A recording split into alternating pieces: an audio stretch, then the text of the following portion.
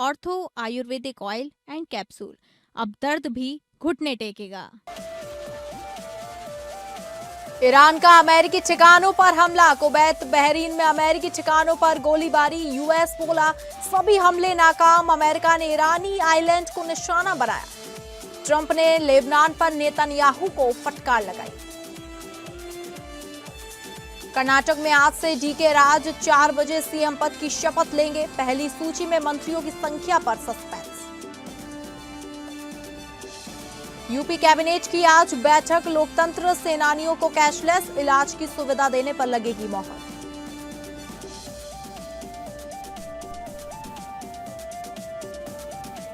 नमस्कार, आप सभी का बहुत बहुत स्वागत है और मैं हूं आपके साथ अंकिता सिंह। शुरुआत करेंगे बुलेटिन की बड़ी खबर का रुख करके। ईरान का अमेरिकी ठिकानों पर हमला, कुवैत बहरीन में अमेरिकी ठिकानों पर हमला। यूएस बोला सभी हमले नाकाम, अमेरिका ने ईरानी आइलैंड को निशाना बनाया। ट्रंप ने लेबनान पर नेतन्याहू को फटकार लगाई है। अमेरिका और ईरान के बीच तनाव फिर से बढ़ गया है। ईरान की इस्लामिक रिवॉल्यूशनरी गार्ड्स कोर्प्स ने दावा किया कि उसने कुवैत और बहरीन में अमेरिकी नौसेना के 5वें बड़े हेडक्वार्टर्स, मिलिट्री एयरबेस और हेलीकॉप्टरों पर मिसाइल और ड्रोन से हमले किए हैं। वहीं अमेरिकी सेंट्रल कमांड ने एक्स पर पोस्ट कर कहा कि ईरान ने क्षेत्रीय देशों की तरफ कई बैलिस्टिक मिसाइलें दागी। हालांकि सभी हमले फेल हो गए हैं। कुवैत पर दागी गई 2 मिसाइलें या तो टारगेट से चूक गई या रास्ते से ही नष्ट हो गई। बहरीन पर दागी गई 3 मिसाइलों को अमेरिकी और बहरीन पर एयर डिफेंस सिस्टम ने रोक दिया है। तो दूसरी ओर अमेरिका ने हॉर्मुज स्ट्रेट में ईरान के केशम आइलैंड स्थित एक कम्युनिकेशंस टावर पर अटैक किया। अमेरिकी सेना ने इसे आत्मरक्षा में हमला किया बताया। वहीं अमेरिका ने हॉर्मुज के पास एक ऑयल टैंकर पर भी हमला किया है। अमेरिकी नाकेबंदी के हमले का शिकार हुआ यह टैंकर हॉर्मुज स्ट्रेट से ईरान के खार्ग आइलैंड की तरफ जा रहा था। अमेरिका ने ईरान के केशम आइलैंड, गोरुक और हॉर्मुज के पास ऑयल टैंकरों पर हमले किए हैं। ईरान ने जवाब में एक जहाज को मिसाइल से निशाना बनाया। ट्रंप ने लेबनान में इजरायली हमलों पर नेतन्याहू को फोन पर फटकार लगाई। रिपोर्ट्स के मुताबिक उन्होंने कहा अगर मैं नहीं होता तो तुम जेल में होते। लेबनान में इजरायली हमले जारी हैं। नबातियत समेत कई इलाकों पर एयर स्ट्राइक हुई है, जबकि हिजबुल्लाह ने भी ड्रोन और मिसाइल हमले किए हैं।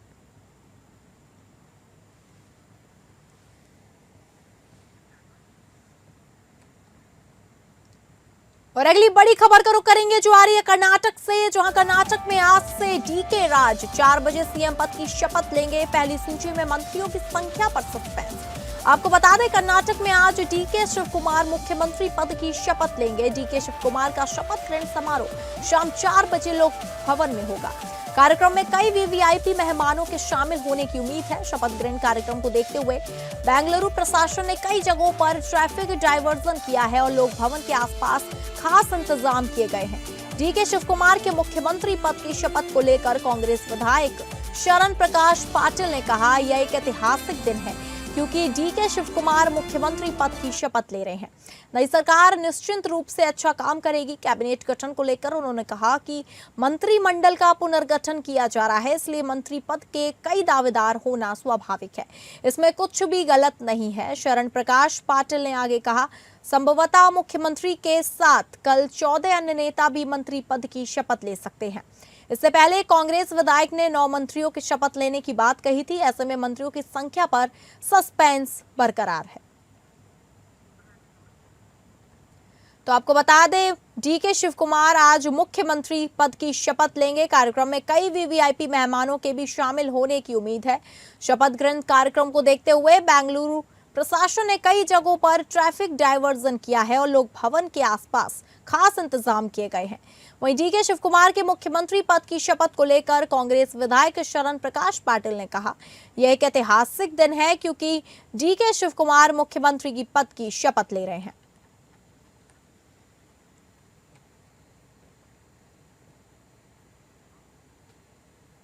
और अगली बड़ी खबर का रुख करेंगे जो आ रही है उत्तर प्रदेश से, जहां यूपी कैबिनेट की आज बैठक, लोकतंत्र सेनानियों को मिल सकता है तोहफा, कैशलेस इलाज की सुविधा देने पर लगेगी मोहर।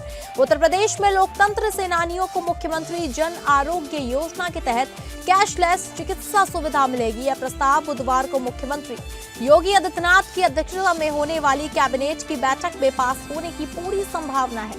मक्का क्रय नीति भी पास होने की संभावना है। परिवहन, ऊर्जा, स्टाम्प एवं रजिस्ट्रेशन, उच्च शिक्षा, नमामि गंगे और आबकारी विभाग समेत कई विभागों के 1 दर्जन से ज्यादा प्रस्ताव रखे जाएंगे।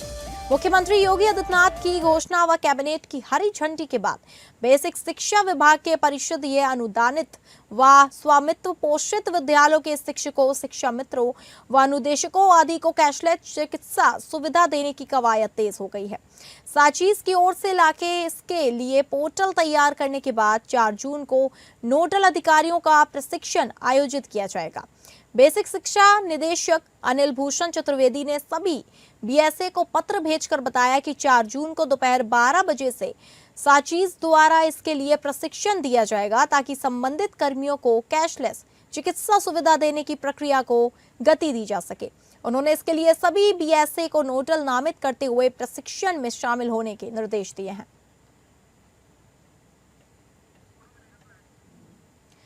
तो आपको बता दें, आज यूपी कैबिनेट की बैठक है। वहीं लोकतंत्र सेनानियों को आज कैबिनेट में तोहफा मिल सकता है।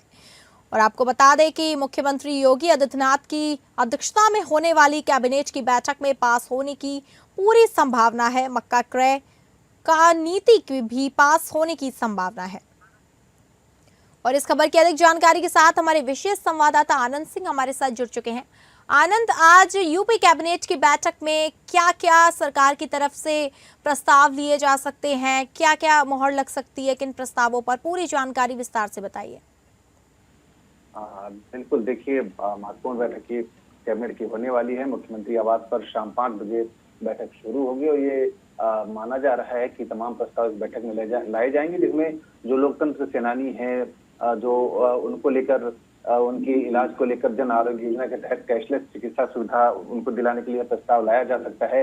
इसको लेकर बैठक में प्रस्ताव आ सकता है। और इसके साथ ही साथ परिवहन, ऊर्जा, स्टाम्प और रजिस्ट्रेशन, उच्च शिक्षा, नमामि गंगे और आबकारी विभाग समेत तमाम ऐसे विभाग हैं जिनसे जुड़े हुए प्रस्ताव यहाँ पर लाए जा सकते हैं। कैबिनेट की बैठक में ये माना जा रहा है करीब 1 दर्जन के आसपास प्रस्ताव यहाँ पर जो शाम 5 बजे मुख्यमंत्री आवास पर बैठक होने वाली है मुख्यमंत्री योगी आदित्यनाथ की अध्यक्षता में, उसमें 1 दर्जन के आसपास प्रस्ताव लाए जाएंगे।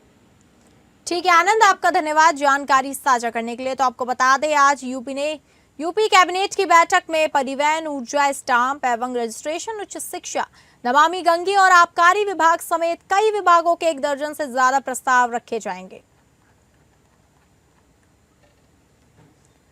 और अगली बड़ी खबर का रुख करेंगे जो आ रही है महाराष्ट्र से, जहां महाराष्ट्र विधान परिषद चुनाव 17 सीटों पर महायुति वर्सेस एमवीए की सीधी लड़ाई। निर्दलीय उम्मीदवारों ने दोनों गठबंधनों की टेंशनें बढ़ाई हैं। आपको बता दें, महाराष्ट्र में विधान परिषद चुनाव को लेकर सियासत गर्मा गई है। राज्य की 17 सीटों पर महायुति और महाविकास अघाड़ी के बीच सीधा मुकाबला देखने को मिल रहा है। कई सीटों पर बगावत और निर्दलीय उम्मीदवारों ने दोनों गठबंधनों की टेंशन बढ़ा दी है। महायुति ने बीजेपी, शिंदे, शिवसेना और अजित पवार गुट के बीच सीटों का बंटवारा किया है। गठबंधन सभी सीटों पर जीत का दावा कर रहा है। कांग्रेस, उद्धव ठाकरे गुट और शरद पवार गुट ने संयुक्त रणनीति के तहत उम्मीदवार उतारे हैं। कई जगह स्थानीय नेताओं की नाराजगी खुलकर सामने आई है। कुछ सीटों पर पार्टी नेताओं ने टिकट न मिलने से अपक्ष नामांकन दाखिल किया है। खासकर छत्रपति संभाजीनगर, जालना सीट पर बगावत ने मुकाबला रोचक बना दिया है। ठाणे, पुणे, नासिक, नागपुर, अमरावती, सोलापुर और नांदेड़ जैसी सीटों पर कांटे की टक्कर मानी जा रही है। विदर्भ क्षेत्र इस बार सबसे बड़ा राजनीतिक रण क्षेत्र माना जा रहा है। 18 जून को मतदान होगा, जबकि नतीजों के बाद महाराष्ट्र की राजनीति में नए समीकरण देखने को मिल सकते हैं।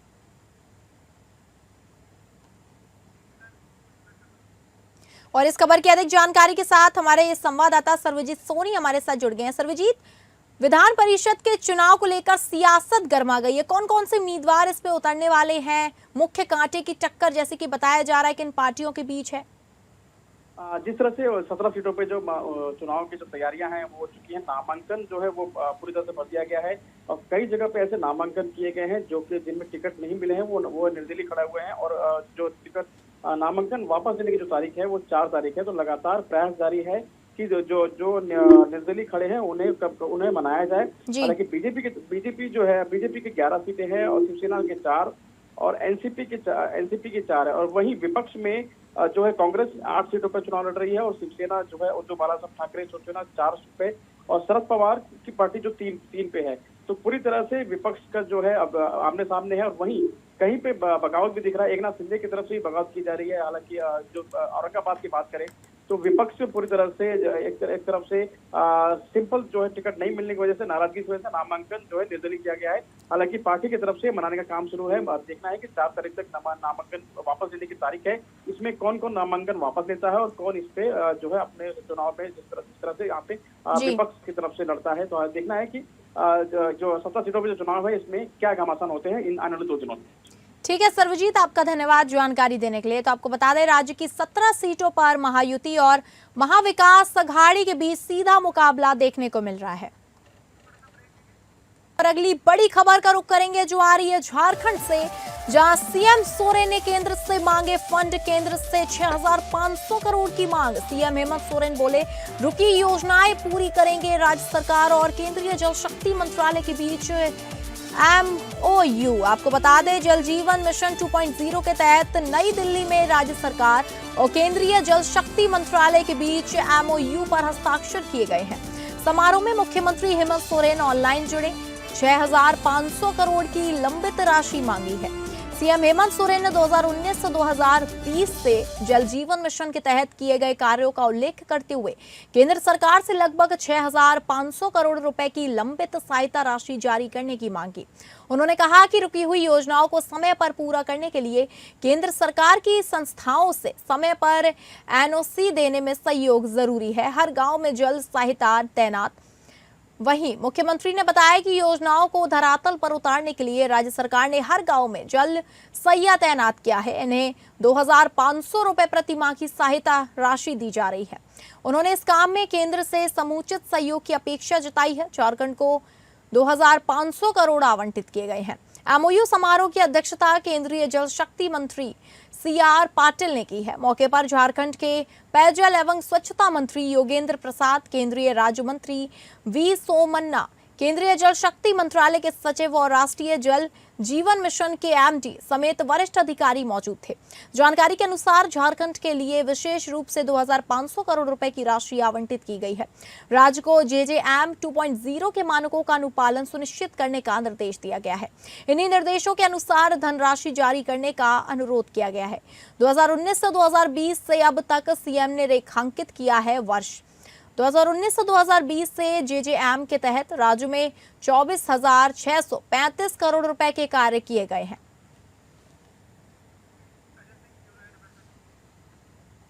और इस खबर की अधिक जानकारी के साथ हमारे ब्यूरो हेड अजय सिंह हमारे साथ जुड़ गए। अजय, सीएम हेमंत सोरेन की तरफ से जो उन्होंने केंद्र सरकार से मांग करी है योजनाओं को पूरा करने के लिए, तो इस बजट को लेकर वो कहां योजनाएं हैं, क्या उनका आगे की प्रक्रिया है पूरी? देखिए अंकिता, मैं बताऊं कि कल जो है जल शक्ति मिशन 2 के तहत राज्य सरकार और केंद्रीय जल शक्ति मंत्रालय के साथ कल MOU पर हस्ताक्षर की गई। ये जो हस्ताक्षर हुए हैं ऑनलाइन हुए हैं। इसमें जो है कहा गया है कि ये जबकि केंद्र सरकार के द्वारा 2,500 करोड़ रुपए की राशि जो है आवंटित की गई है। झारखंड के मुख्यमंत्री का कहना है कि जो जल सहिया है, जो कि जल शक्ति मिशन है, उसको धरातल पर उतारने के लिए जल सहिया जो है वो लगातार काम कर रहे हैं। और वो है 2 स्कीम है, मल्टी विलेज स्कीम है और सिंगल विलेज स्कीम है। इन दोनों के तहत चूंकि गांव-गांव में पानी पहुंचे, गांव-गांव तक लोग प्यासा न रहे, पानी पीने की व्यवस्था हो, जलाशय की व्यवस्था हो, इन सब कार्यों के लिए मुख्यमंत्री लगातार जो है प्रयास कर रहे हैं और इसी के लिए उन्होंने मांग की है। एक और चीज है कि उन्होंने जो 6500 करोड़ रुपए की जो राशि है जो केंद्र सरकार पर बकाया है, उस पर भी उन्होंने गुहार लगाया है कि ये केंद्र की ये जो राशि है वो झारखंड सरकार को विमुक्त मुक्त किया जाए और जिससे कि हम ये जो जल शक्ति मिशन पर है उसका धरातल पर हम उसको उतार सकें।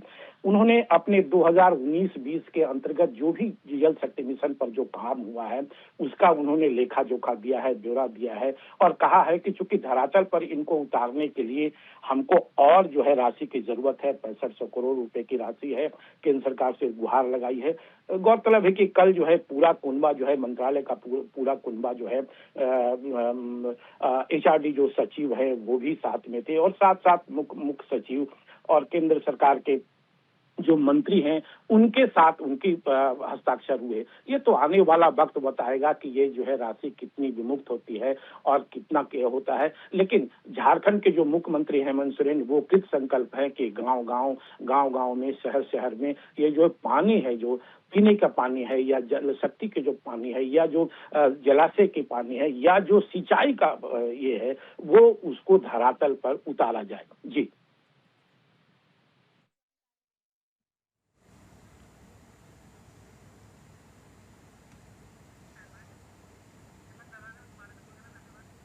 ठीक है अजय, आपका धन्यवाद जानकारी देने के लिए। और अगली खबर का रुख करेंगे जो आ रही है प्रयागराज से, जहां उत्तर प्रदेश के प्रयागराज शहर में मंगलवार को एक सनसनीखेज घटना सामने आई है, जब कोतवाली थाना क्षेत्र के साउथ मलाका स्थित हिवेट रोड के एक मकान से ही एक ही परिवार के 3 लोगों के शव बरामद हुए हैं।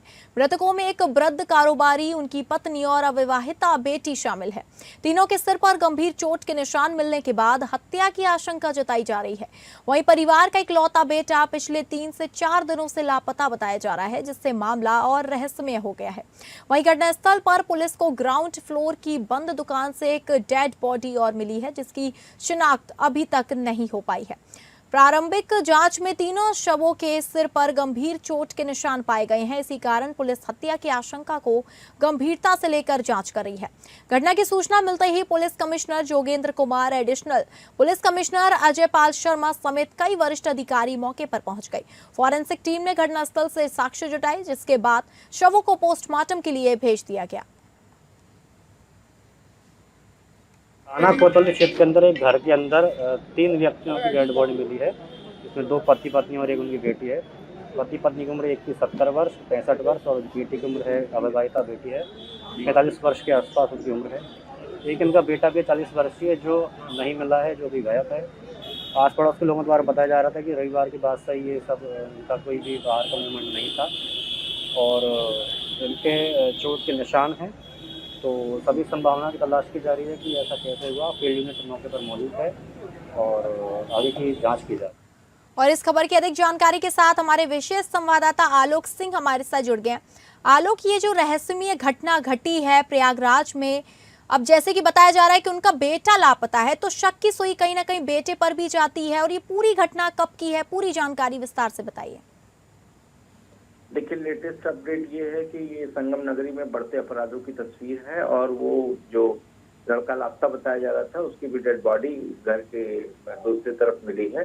तो कुल मिला के 4 लोगों की ये हत्या हुई है और एक ही परिवार के 4 सदस्य हैं और इसके पीछे पुलिस हर एंगल से काम कर रही है। इसके पीछे कहीं संपत्ति विवाद है या कोई लूट की घटना है या जो भी है, लेकिन ये तो स्पष्ट हो गया है कि ये हत्या की गई है और अपराधियों के द्वारा इस घटना को अंजाम दिया गया है। पुलिस की लगभग आधा दर्जन टीमें लगाई गई हैं, साथ ही फॉरेंसिक, डॉग स्क्वाड और तमाम जो नंबर्स हैं उनको उनके कॉल डिटेल्स निकाली जा रही है। और अभी बताया रहा है कि 3 से 4 दिन तक पहले की ये घटना हुई है और जब वो घर बंद था वहां से दुर्गंध आना शुरू हुई है, तब आसपास के लोगों को लगा है कि कोई न कोई बात है, तो ताला तोड़कर लोग अंदर घुसे हैं। तो 3 डेड बॉडी तो मिल गई थी, 4थी डेड बॉडी कुछ देर बाद मिली है, जो बेटा लापता बताया जा रहा था उसकी डेड बॉडी है। तो ये एक व्यापारी थे वीरेंद्र वैद्य, उनके ही परिवार के साथ ये घटना घटित हुई है और ये साउथ मलाका इलाका है जो कोतवाली क्षेत्र में आता है। फिलहाल अभी तक पुलिस कोई गिरफ्तारी नहीं कर पा रही है। पुलिस अपनी जांच सघनता से कर रही है। इस जांच के बाद और विवेचना के बाद स्पष्ट होगा कि पूरी घटना क्यों कारित की गई, इस घटना के पीछे वजह क्या थी, वजह अभी स्पष्ट नहीं है। जी ठीक है आलोक, आपका धन्यवाद जानकारी साझा करने के लिए। तो फिलहाल इस बुलेटिन में इतना ही। नमस्कार।